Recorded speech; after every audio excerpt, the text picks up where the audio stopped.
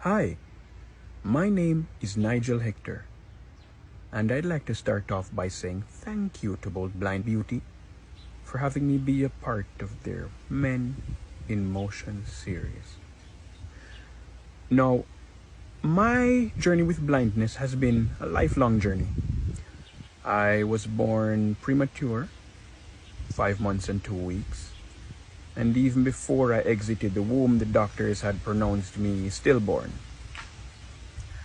I was birthed, and while I was about to be carried off to the morgue, I cried out and was rescued post-haste.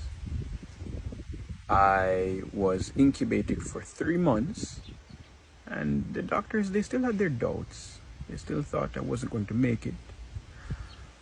So my eyes were not covered while I was in the incubation chamber. And as a result of that, the light in the incubator burnt out all the oxygen in my retina. I was discharged, taken home by my mother and family members.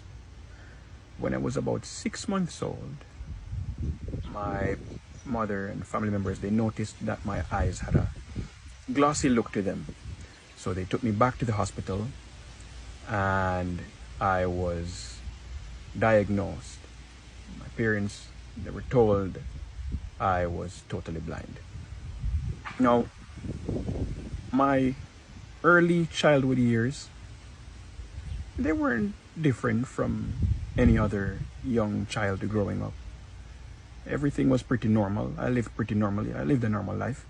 I played with all the kids in the neighborhood.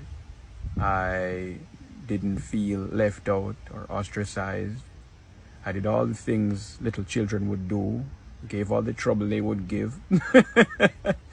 I actually started school at a very young age too, around 2.5 to 3 years old. I was very eager to learn, and I was sent to a preparatory institution in Montego Bay, Jamaica, where I'm from. See, the thing is though, in Montego Bay, Jamaica, and many parts of Jamaica, the people, they don't really know how to facilitate blind and visually impaired individuals, but they try.